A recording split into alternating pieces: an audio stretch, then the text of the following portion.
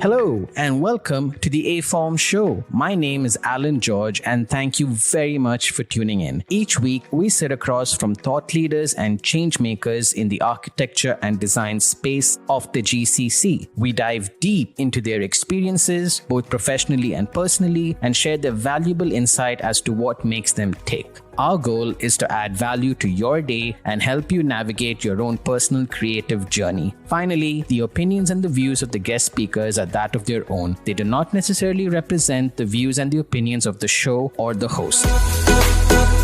Hello everyone and welcome to the show. Today we are joined by two very unique people who you would not think would ever meet or even know each other, but because Dubai is so awesome and it's so multicultural and such a hub for design, they have met and they've started off something really cool. So we're going to get into that in this episode. Neo Architecture was founded in 2020 by Jacky Tang and Yazeed Obeid, who both met in 2017 while working at X Architects. The design duo co-designed and led multiple projects together, including the winning competition proposal for the creation story in Madinah in Saudi Arabia. Prior to their work in Dubai, Jacky practiced at Kengo, Kuma and Fujimoto Architects in Japan, while Yazeed practiced at Sahel Al Hiyari Architects in Jordan. Despite their cultural and background differences, Neo Architecture brought together their diverse architectural thinking and practical design experience between the Far East and the Middle East. So without further ado, let's get into it.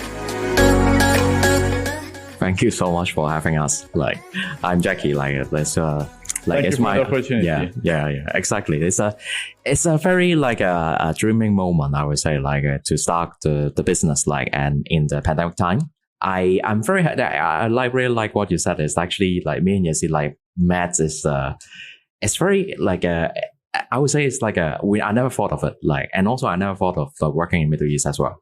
So I'm from Hong Kong. So I studied my master in Japan and I got the chance to work in those office and I'm more on the Far East side. Right. And when I work with Yazeed and it's something very new it's I would say something very new impact in my mind and to review myself. I'm not sure if you see it. No, actually, I couldn't agree more. And I agree with the introduction. This is one of the things personally I really appreciate about being in Dubai, which is you never know the person you're going to meet next, where he is from, what background, what culture, what nationality.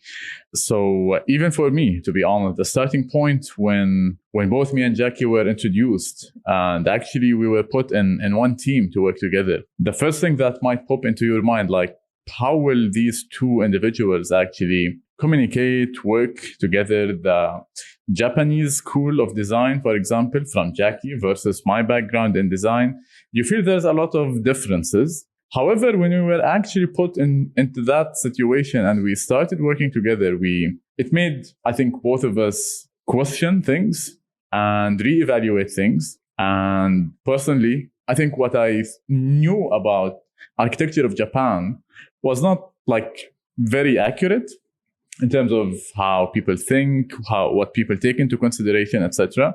And I think it's the same also for Jacky about knowing more about the culture of the Middle East. And what I came to realize is when we are working together, we're doing things differently. I'm doing things different than what I do things alone. And I think I think the most important thing is where there are certain different type of architects. There are more practice architects. Me and Yazeed are more the conceptual architects in a way. First thing. So, but conceptual architects also divide into different categories, because we have different precedents. For example, different famous architects, they will do different things.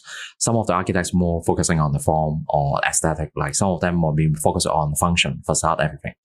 But coincidentally, me and Yazeed came together. We are very interested in architecture thinking. That is the starting point. We are from different background with different skills. But we are very focusing on, so what is new on the table? That's very important thing. For example, if we need to design one museum, so you have the competitors, all the competitors are bringing something new. So and the new things, is it architecturally something new? That is always a question we have in mind. So when we do the competition, when we like, for example, design, like we are from different background. So the only thing is like we put the best stuff on the table and see how we can like run the process in parallel and how to merge these two backgrounds together. Yeah.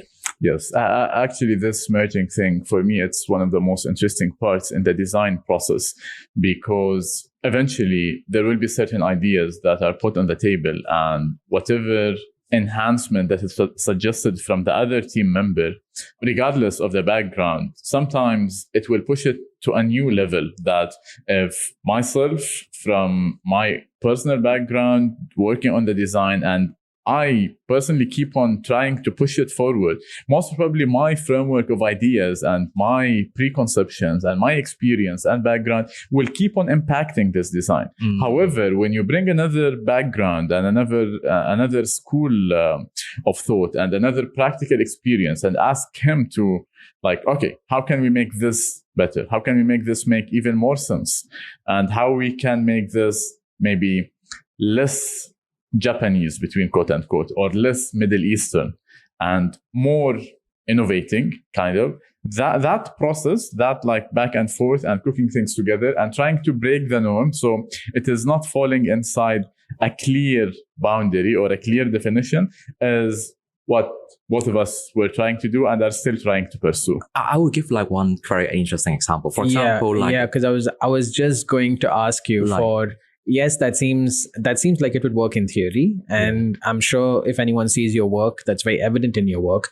But if you can maybe give us an example, like you were just going to Jacky, about, I mean, sort of a very, basic, realistic example. I mean, Middle Eastern architecture has its, sort of core elements, the way planning is done and, privacy and public spaces and so on. And Japanese architecture has a lot of, materiality and kind of harmony and so on. So what are I mean, if you can give us an example about how there's an overlap of those. I will give like two examples. Like one project actually after neo architecture work is the Award Pavilion like this year in for the submission for the Dubai Designer Week. So we were the finalists. So this project, I would say we don't have much pressure like when we work.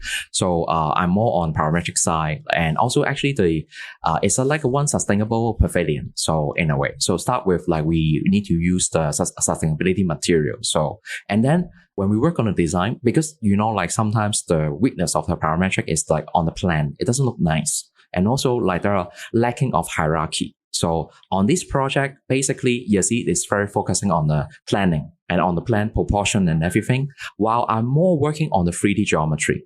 And these two things, like when we merge together, I would say have a very good chemistry in a way, because like the outlook or maybe in the 3D and all the spatial experience is interesting. It's like fascinating. But when you look at on the plan, it's like you have a very good proportion and a traditional touch, I would say. Like maybe like this is like a good thing to marry. Like second project, I would say maybe as you can talk about the Ellington Art Foundation, that one. Yeah. Also, that's another competition that we recently won. It was recently published. Yes, I do remember reading that. Congratulations. Thank you for that. I've actually seen the actual work that's been that won.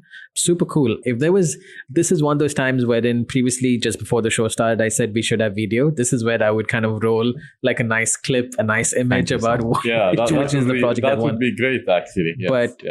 But for all you guys listening, hop on to neoarchitecture.com and you will see it there, or just search for it and you'll find it. But yes, if you can tell us some more. Yeah, that one was also very interesting because it's an open competition. Again, like we are genuinely interested in testing and trying like different competitions in different countries. So this one, the intention or the brief was to design an installation that represents or hints at the arts of the Silk Road. This is the theme from the organizer from Ellington Properties.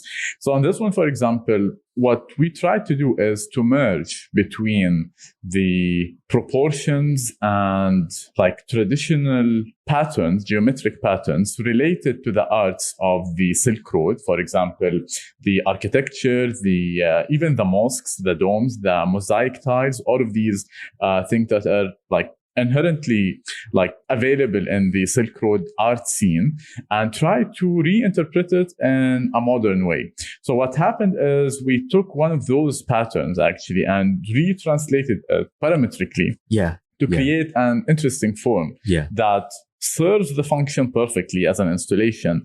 It is very dynamic. It is like you feel it is moving. It gives all those effects to the space. But yet, when you look at it in plan, it is a very intricate and very precise work of geometry.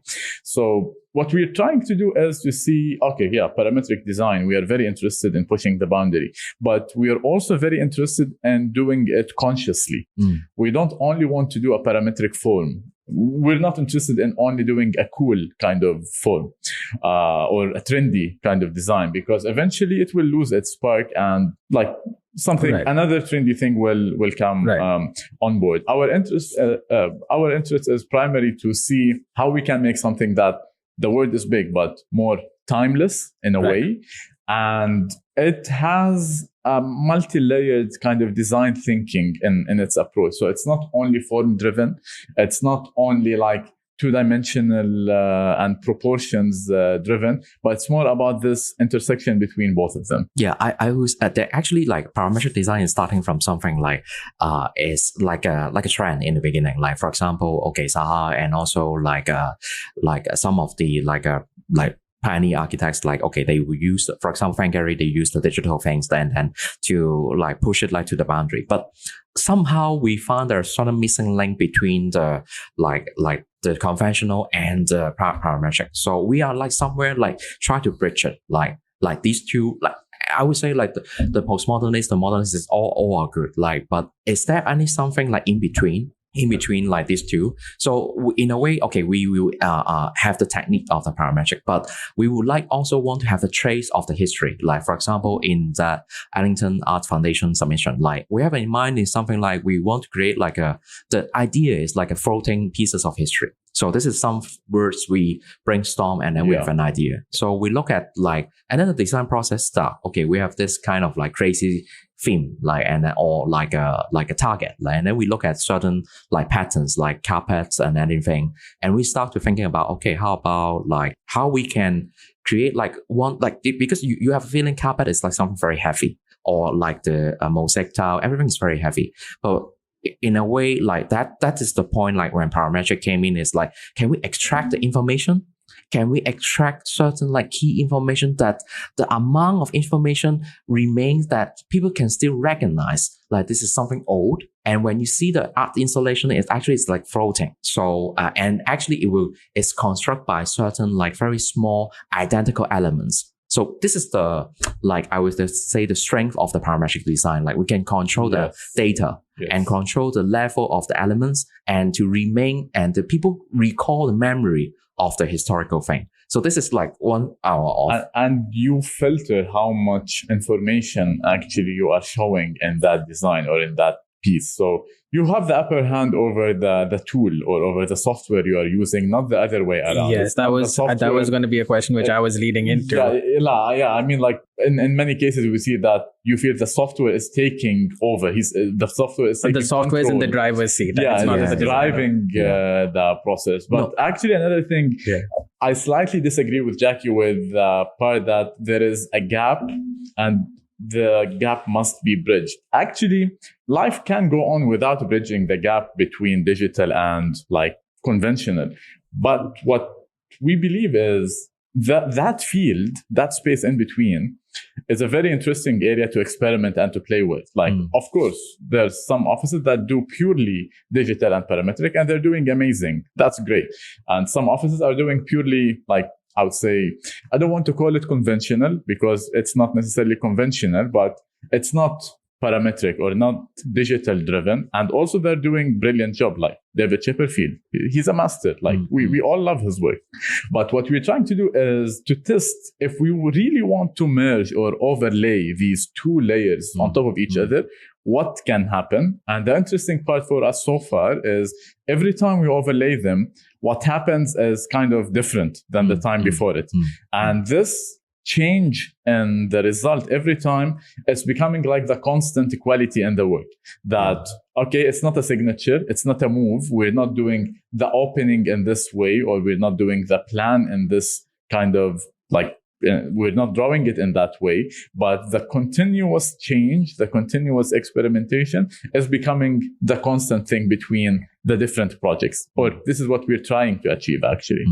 Right. Just before the show, we were also talking about sort of making your workflow efficient. Do you think this is something which parametric design helps in? I would say yes. Like, for example, like all the project will start in the like similar manner in a way. For example, starting from research, starting from like analyzing the site, understanding the site, and also this like I would say parametric design will have. Or I will not only talk about parametric design. Is like you expand your software knowledge. Like this is the first thing. Like for example, there are a lot of like open data like in the internet you can download. For example, street data that you can easily like do the program mapping. Like rather than you need to manually do that. So if you expand your knowledge on software, because maybe like I think like architecture students somehow they are like too focused on my faculty is architecture. I only learn certain things from like architecture, like these people, like for example Rhino, like Grasshopper. This is the way I would go. No, actually, for example, if you look at urban design, like actually they are using different software. And the scale, like for example, the amount of data they can get from like maybe their software is helping you to do the design on, you spend less time. So this is the first thing.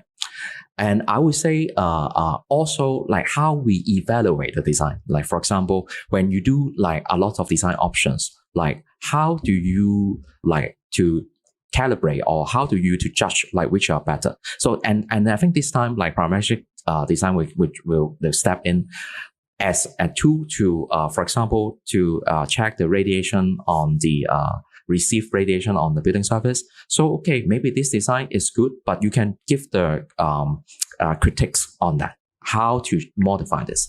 So instead of only, okay, this is not nice, so and then we will go forward. So we are more like, I would say, like, I don't want to say like actually every time we will start from parametric design way. We always start the design from the empty mind. So I would say parametric design is like a tools only. Like for example, I remember like when I was studying my master, like I'm very into Rhino, like for example. But when the moment like my teacher told me like this one thing is like my professor like Okuyama, he told me like he said like the moment you only have one pencil, you can still, or one knife, you can still work on the design, then you are success. The moment like you don't have the software, you don't have the computer with you, then like how do you see your skills? That is something I will not stop me to like learn the software, but I would say like this should be something like every people will have in mind. Yeah. Right. I think that's an approach which a lot of architecture schools are now starting to take. I think there was this time when, you know, the programs you knew were all that, you know, people wanted to learn. And, you know, things like sketching, for example, are sort of like a dying art at the moment. People don't do that anymore. Yeah. So I think that's very important. I think it does have to start with the actual idea. I like the idea of a blank canvas.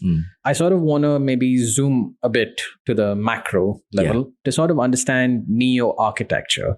Clearly, the both of you are passionate architects. You'll both work well together. You have found a sort of market sector which I'm not aware of a lot of people sort of in that space. Makes a lot of sense as to why neo-architecture would start at this time with this sort of model, with this sort of practice and ethos. Makes complete sense. Many a times, designers like yourself, when you want to sort of jump from a established office on a salary to starting up your own firm, that jump, although it makes a lot of sense, is always quite scary. So I want to understand for the both of you, how did you sort of overcome that? And how did you sort of decide that now is the time, let's do it now? Okay. Well, I couldn't agree more with you, because yes, it is scary to do that jump.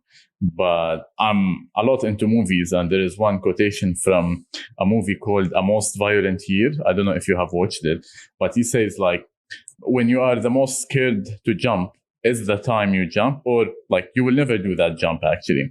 Why we did it is, I would say it happened, like it's something we were thinking about for more than a year, like a long time actually. yeah, like right? really Long more time. than even before starting Yeah, it up. yeah. It's something we always thought about. We said, okay, we must do it when the time, yes, okay, get the right mix of project before you do that. Do we start when we get a project, or we start then we approach a client? But it happened naturally that both Jacky and myself, we were approached by certain clients individually away from the office to design certain projects for them. One project was still going on in Japan, another project here in Sharjah. And that made us realize, okay, so we have the contacts, some contacts, of course, we need to grow our contacts like pool. We have the energy to do it. The time is very challenging because of COVID, yes, of course. But if we're starting with like 2 projects in hand, that's already a good start. Now, to have the strength to do the power, you need to be hyper realistic with yourself. Am I ready to put the work necessary to it? Because again, when you start on your own, there is no safety net. You cannot blame anyone. If you do well, it's because of your hard work. If you don't do well, maybe you still worked hard, but like you have a bad luck, or you didn't work hard enough. But there is no safety net. So we sat together and we agreed, yes, now we have the energy. We are in an age that is suitable to push as hard as it needs, to inside joke, to push for that thing. Yeah. and the rest, I would say it evolved naturally. We took part in the Abwab Pavilion competition here. We were shortlisted. Okay, that's good. Some some encouragement, Validation. Maybe validation, but more about saying that okay, there is a potential. And although I would say it's the first competition we're taking part here, but okay, yeah, jurors are fair. They don't only look at bigger names, etc., etc. But with all of this, I would say the key point was knowing that you have the right partner. From my point of view, it's about knowing that, yeah, it is an adventure and there is a huge risk. Taking it alone makes it riskier, more dangerous.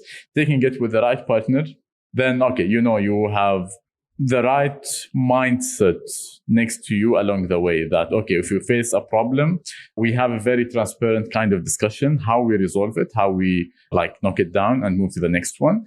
And when we have a success, we know how to enjoy the moment together as well. But I think Jacky, we are a fan of Ray Daniels.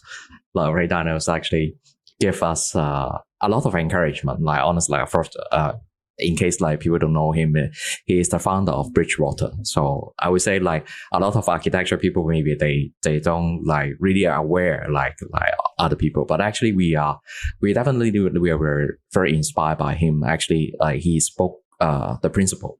So he talked about like, okay, so like one thing Yazeed also already mentioned, like for example, you don't need to always be alone to reach the success, like succeed. Like for example, like you pair with the good people which you can complete you, then your journey is much more interesting because you can reach to the destination together. And also Ray Daniels also said like, okay, in the end, you need to walk to your journey, your own journey. So I would say like these are all these inspiration. We talk, we share, but like when it applies to you, you need to take the courage, and also like couple with like some opportunity came in. So that's why we decide. And one thing I would say very important is we enjoy the process. Like for example, like the whole reason like when we like talk about okay, let's do something and we put effort, but in a way like we enjoy the process. That's why we want to start the office. It's not something like we want to start the office and then we work together. So in the beginning, like it's the whole idea is like we want to work together.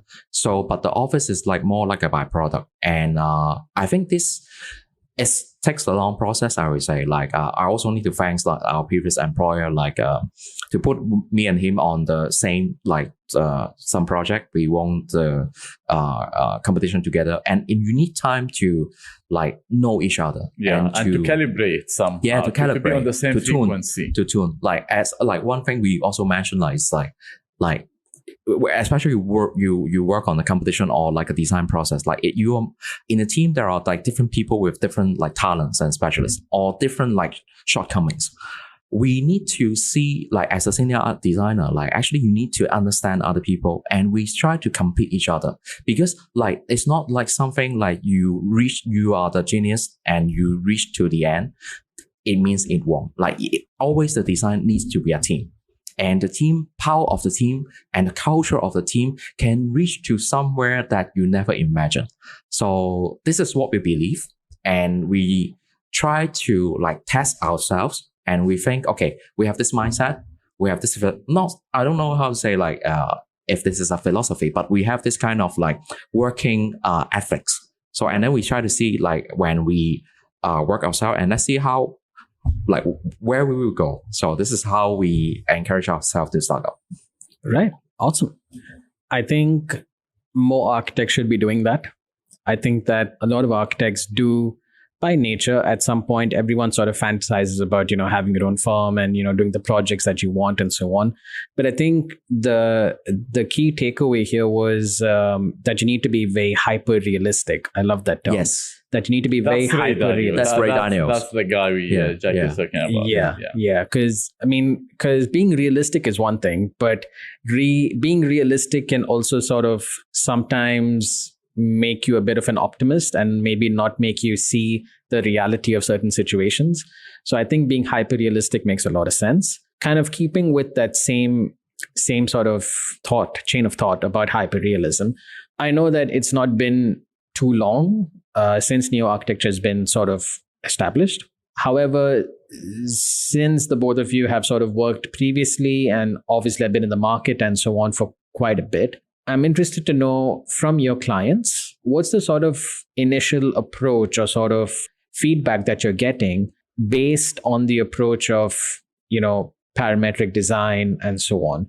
Are clients sort of now opening up to it? Are they wanting it, or are they still sort of hesitant or resistant towards it? First thing I think very important is to listen. Okay. Listen, like for example, you need to understand like as an architect, like okay, we are like, we know like we are like a startup. We like, very honestly, we are like nobody. So we have skills, but the way how we thinking, we are more humble in a way. So we want to listen, like for example, and like for example, like you always said, like it's the imagination limited like your like the vision. So what we're trying to do is like, okay, we listen, we understood actually, okay, this is the things you would like to go for. Or maybe we understand the brief, competition brief, design brief, and then we try to experiment. So we will put options on the table and we see, we will, some options we will go a little bit too far. Some options we will say this, okay, we will tailor make to fulfill the needs. And then we will, every time it's like I will not say gambling, but every time we would test, okay, do you think this is a good approach? And also we will put hyper realistic pros and cons. And the idea is like, for example, if you want a design toilet, like for example, can we bring something new on the table as a new typology of toilet? So for example, this is always like me, we always share, like for example, even like in the other side of the world, for example, like in Japan, like there are like one campaign is the architects do the public toilet, like one small public toilet. Each architect will think of like maybe even Fujimoto like do like one fully transparent toilet and then have a fully glass toilet. And in the middle of nowhere in Taiwan, I forgot. Actually, and then surrounded by like the brick walls. But he redefined like what is toilet like, and also this is like our way of thinking. We try to bring the new typology of that things on the table while to fulfill the brief. Yes, and I think one very important thing is we never force the client to go parametric direction or non-parametric direction, because actually we design both and we do both, but we will do what is right for the project. So what the client will, I would say, appreciate is that we approach the client with an empty cup. Yes, we listen, but then again, we don't force something that is not necessary on the project, because these are the things that usually make the client a little bit uncomfortable, that, okay, it doesn't feel right. Why are you pushing in that direction if it doesn't make much sense or it's not the right thing to do? So I think very important thing to do is to maintain a very kind of transparent and honest relationship with the client. Once we establish that honesty, they trust that they're talking to a designer putting their interest first. And we trust that, okay, they're respecting the, call it skill or talent or hard work that being put on the table. From there, things usually go like, not necessarily in like a very smooth way, but in a very professional way. Right. And we appreciate their insight, they appreciate our insight, and we don't try to force a certain direction. And one interesting thing Jacky said is about experimenting with the typology. Even, for example, if it's a villa, whatever the project is, for example, or like a retail kind of project, usually in the early stages, we try to brainstorm as much as we can to put even the craziest ideas on the table and again, evaluate them and try to not educate, but to highlight certain things to the client, so the client can make an informed decision, not only based on it looks cool or not, it looks nice or not, beautiful facade or not beautiful facade. Sometimes when the client sees that we're putting for him two options that are so different, that by itself might draw him to the very out of the box option, because when he sees both, he realizes that you're not trying to push in a certain direction, but you're trying to be open to him and honest to him and to give him what the project really deserves. Right. Which makes a lot of sense. It would make you a lot more, well, like you said, open, clearly. And I think clients would appreciate that the fact that you're not really sort of pushing one way or the other. Yeah. And I think and I always said people have a little bit wrong perception on parametric design is actually parametric design is also the data arrangement. This is what I learned from the beginning. This is, I would say, the most important thing. Not the form-driven exercises, but more how to use and utilize. How to optimize. For example, you understand the industrial constraint, and then you build. For example, very simple is okay, when you have the fascinated the panels. But what is your structure? How can you build the most lightweighted structure behind, so you can help the client to save the money, and also you can do something very new on the table. Yes. So this is one thing I learned from the beginning, how to optimize the panels. Yeah, how to make modular kind of facades, modular structures, all of these kind of information. How to do the panelize. For example, one information from Sahel project in which one? Azerbaijan. Yeah, right. Haider Aliyev Center. Actually, we know who is the manufacturer. We spoke to them. Actually, that project is all from far you see maybe they are all the curved panels, but actually they do the optimization to calibrate the curve. Some of the curve is maybe lesser lesser curvy, so they put it as a flat panels. And also they think about the for example the durability as well. Lightweight maybe on the roof is more GLP, and on the floor that you will step on is GLP. So all these the thinking you need to coherent or sync with the manufacturer, how to cut down the cost and how you can reach the destination. So I think now we are on that stage, me and you see the design level is okay, we will provide the for example the more I would say interesting design, but in a way we will very careful on the cost, how we can do that, how we can optimize it. Yeah. Right. Interesting. I think that's a very unique approach, kind of using the true power of parametric design in a slightly different way, and not really being more about the form function that it has. No. I think that's quite cool.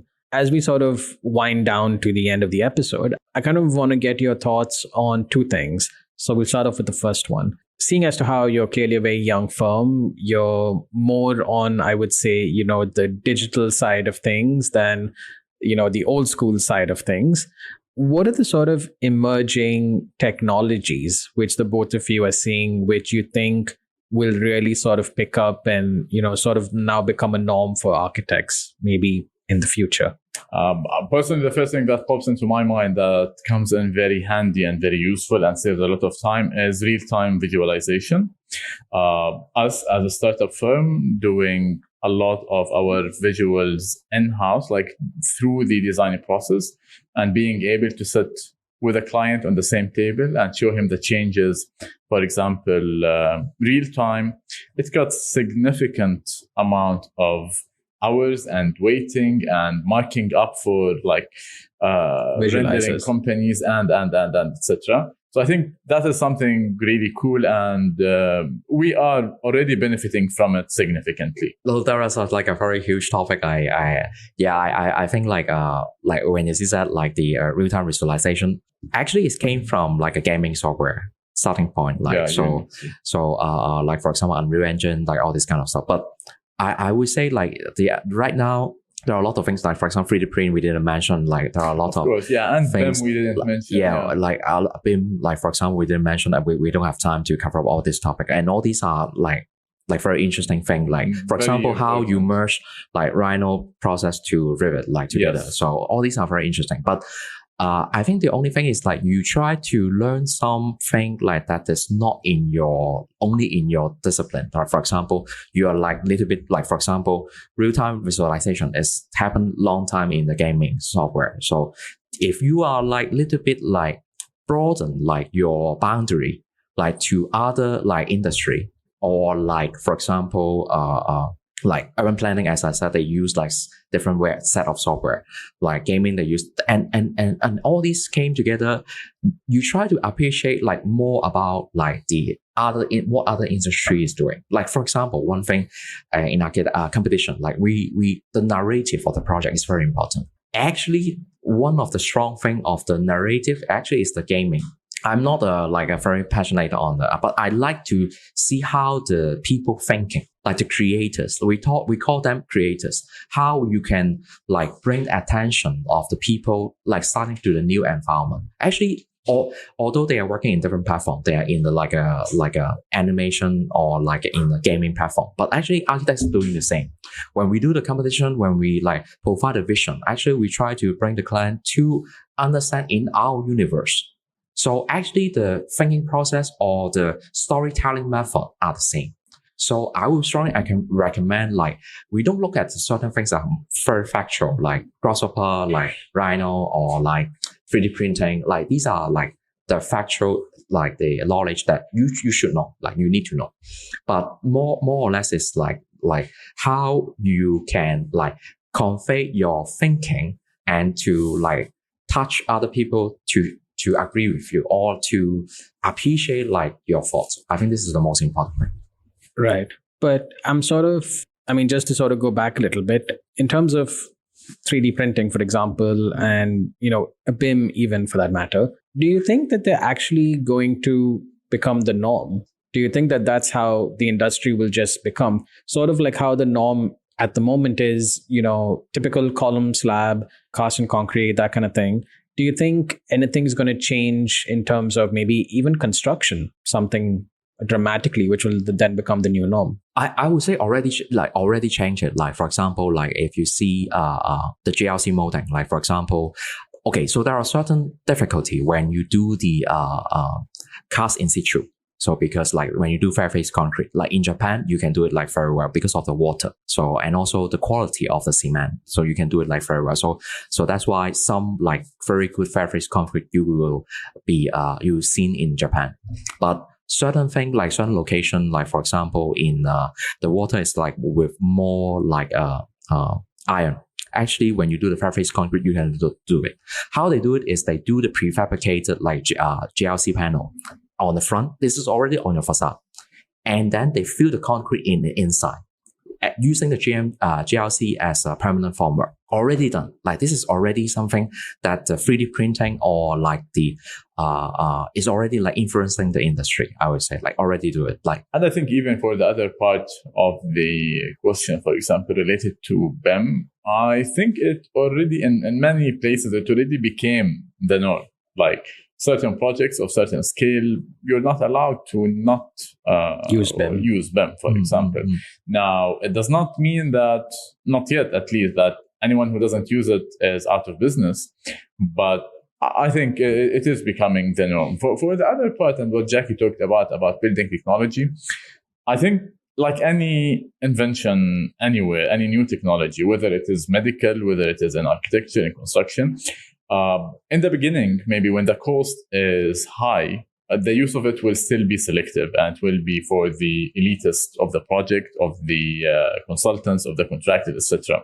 But with time, whether it is 5 years or less or more, etc., when it becomes more viable and more affordable, then most probably it will become another norm. Like again, let's talk about 3D printing, I don't know, years back, and versus buying your own small affordable 3D printer and having it in your office. Like if we were talking about it 10 years ago, okay, maybe it was more expensive. Talking about it now, it seems like a standard. Yeah, like you will buy your normal printer and you will buy your 3D printer, etc. Now, of course, there's still certain things that are not easily affordable, and it will take more time to adopt. But I think the change is already happening, to be honest. Some offices we already know, they're purely driven in that direction. Yeah, but I have like different thought. Like actually, I don't agree like the 3D printing like for example buildings it's only the one way. Like for example, this is the future. I don't agree with that. For example, like certain like very good skilled like architect, they like they build in Africa, like they build in Cambodia. So okay, because I personally like I'm very into sustainability design. I got the lead AP. Actually, a lot of time you need to understand. Okay, so for example, if you print in say in China or in Dubai, and then you ship, what are the carbon footprint on that? So all this. But it's not stopping you to like do the unique design. For example, I saw the architects like they, for example, like even in Toronto, like when they analyze, okay, this location of the site, there are some good carpenters. Can we do parametrically, like for example, break down the component into wood, and then use the local craftsmanship, like local worker, to like follow the same procedure and then to construct it. Okay, this is the outcome.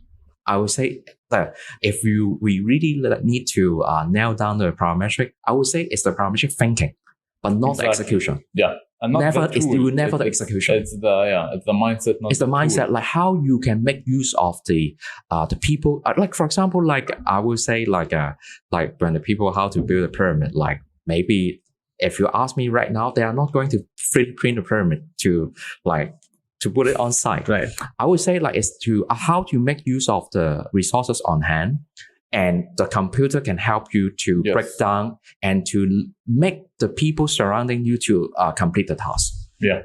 Right. Interesting. A lot to think about. My mind sort of wandering at the moment, I must be honest. My final question to the both of you is sort of what's next?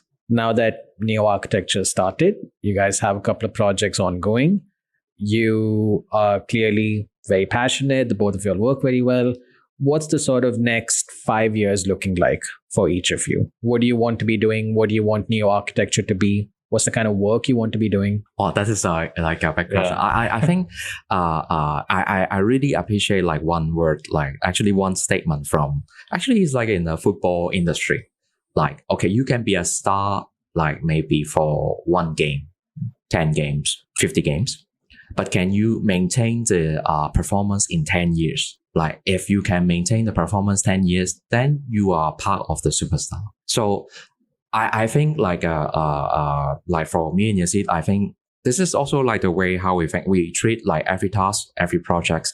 Same importance. Like, okay, so, but we analyze like what kind of client needs, and then we try to put the best on the table. And then maybe 5 years down the line, then we see, can we maintain the high performance or the good design outcome like yearly, monthly, daily. So this is what we are looking at. So then you don't have the border because, for example, last generation, maybe the football players will retire at the early 30s or 35. Prime, huh? Now, like guys, look, if you see, like, you don't know, like age is not, or maybe time is not already like a limitation. You will see it's like he keep pushing the high performance every year, every game. So I think this is our spirit. Yeah, that's great. We're aligned on that for sure. But also another thing that I'm personally interested in, and I think in a year, 2, 5, we will be pushing forward on that, is refining and like strengthening our kind of business model and how us as a firm, as a business, as a startup will operate, will grow. And I don't want to say will sustain, but hopefully at some point will disrupt. That's the intention eventually. So the passion for design, yes, of course, we have it, and for the project, etc. But at some point, you start to think big, or not at some point, maybe since the beginning, and you start to try to align different things together, like the design thinking, yes. But again, for example, getting the clients, maintaining the clients you have, delivering to the clients the level of work you want. And what is like Neo beyond 2 or 4 people? Because like many startup offices, they start as an office of 2 and they end up they're very special in the beginning. And then I don't want to say they end up, but they develop to become, in a way, a replica or like another variation or alternative of an existing office. And our initial vision and our initial thinking, this is not what we want to achieve. Like we're starting with a certain vision. The very challenging part, the most challenging part will be maintaining it while we grow. And to grow right, actually, to grow with the correct mindset, correct pool of talents, like, and to grow very consciously also and cautiously. You only work with people kind of, especially when it's the core team, you need people who kind of believe in what you're talking about, and people who are willing to put all that work ethics we mentioned, what Jacky is talking about, pushing the skill, the boundary, the design thinking itself. So this is something we're already cooking and thinking about for the coming years, I would say. And we are hyper realistic. Like, yes, we know, like, for example, okay, today, like, we cannot compete with Ferrari. Like, so we have our first car. Like, okay, then we fine tune the engine, we fine tune the parts, and then like from time to time, and we on our race, we do our best. So that is like, and you never know. For example, right now we have an opportunity to work like 2 towers like in Saudi. So it's, I would say for this one we're punching out of our league. But it's a risk worth taking. Yeah, we step up, and which is like beyond our lead, and we see how it goes. But again, like I totally agree what Yazeed said is like we are unlocking the achievement. For example, like so we don't have the Iron Man suit. Okay. How about we have the glove first? Right. Yeah. How about next time we have the gear on the on the chest? We get the suit. Like we will eventually we can get the full Iron Man suit. Then we can compete. Like, but we are very realistic. But I would say like you have a goal to equip yourself.